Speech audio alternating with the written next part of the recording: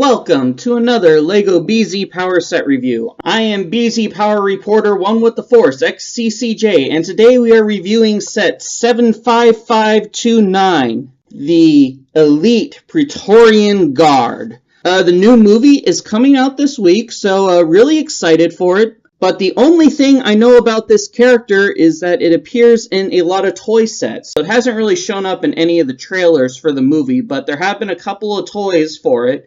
And it looks like an interesting character.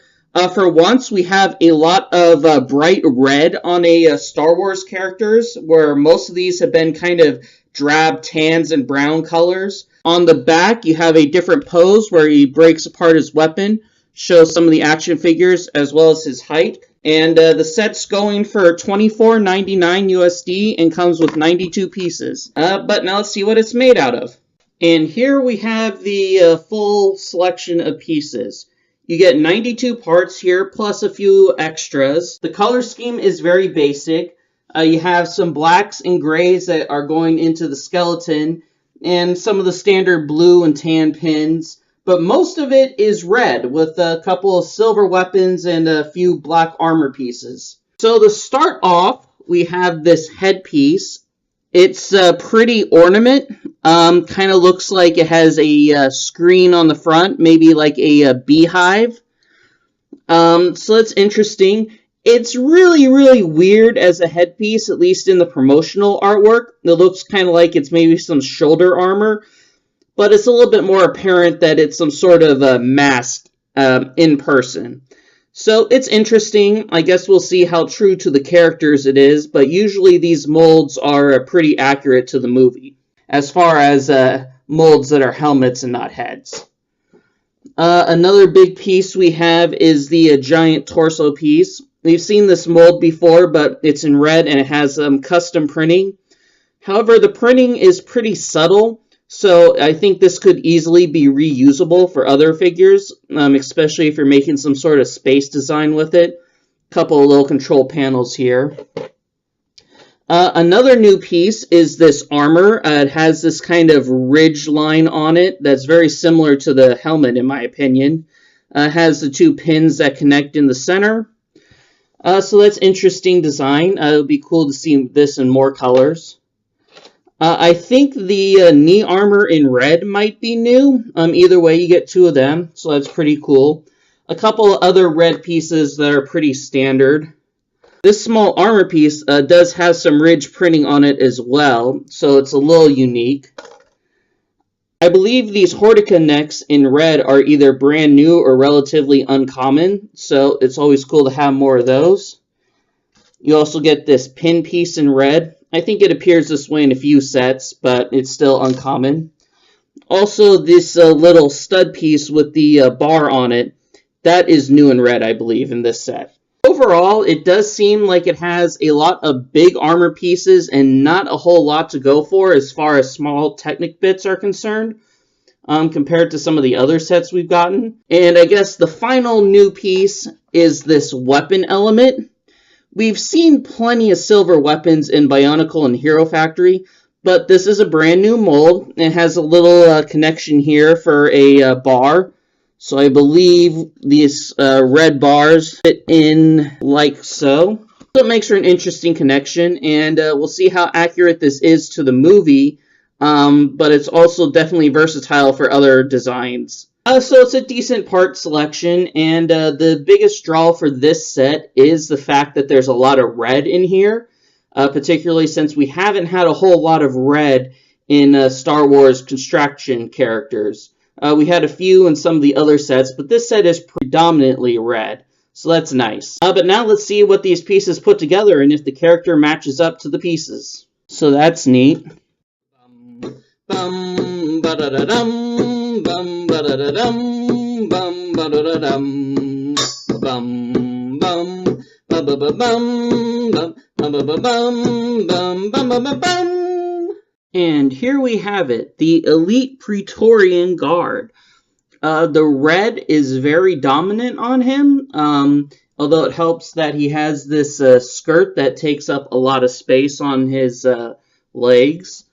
It's held into place quite nicely by the stud with a bar on it. And it hides his legs, which otherwise might be a little jarring for the character.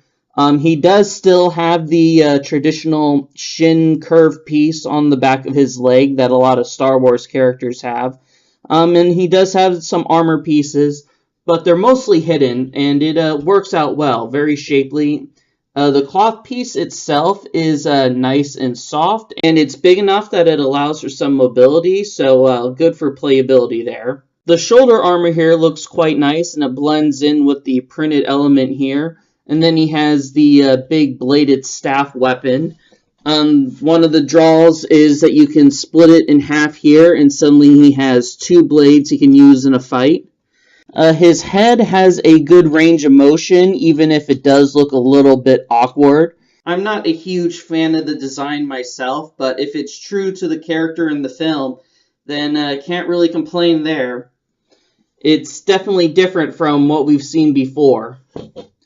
The back has a little bit of a Technic design here in the shoulders for the action feature.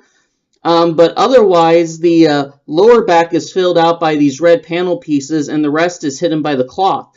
So altogether, it's a really solid looking figure. Nice and tall. It has a nice solid color scheme with all the red. So it makes her a pretty good model. As far as the action feature is concerned, there's this bar on the back, and you're supposed to use it to swing the arms around. So think like the Rakshi with the arm swivel bit, or the Toei Uniters from last year. But in practice, it's fairly limited. It's kind of hard to get the character in. So he has a little bit of swing when you move his arms around, but it's a very limited motion compared to what we've had before. Another drawback is that it's kind of hard to use it and keep a firm grip on him. Part of the reason is that the cloth element does kind of get wrapped up in the legs during playability, so he's tripping over his own skirt, it looks like. So while it's a nice design and a little different, and also doesn't rely on rubber bands or gears, so it's kind of cool, but I think I prefer the gear function that some of the other characters have with the lightsabers and such. So this action is just fairly limited and doesn't seem to be nearly as cool as what the other characters have. So all in all, it's a pretty decent set. As far as looks go, it looks like a pretty great model. All the gaps are filled in, and it has plenty of posability. The torso is really well filled in, and the skirt does a good job of covering up the legs. So it's a solid action figure. Posability is pretty good. It has all the standard motion with the arms and legs. And even though it has an unusual shoulder connection, there's still plenty of motion allowed with it. So that's good. The action feature, again, is a little lackluster. But the other thing is, this character really isn't that special at the moment. We don't know much about him. Maybe they'll become an iconic character. They'll become the next coolest stormtrooper, or the next Boba Fett.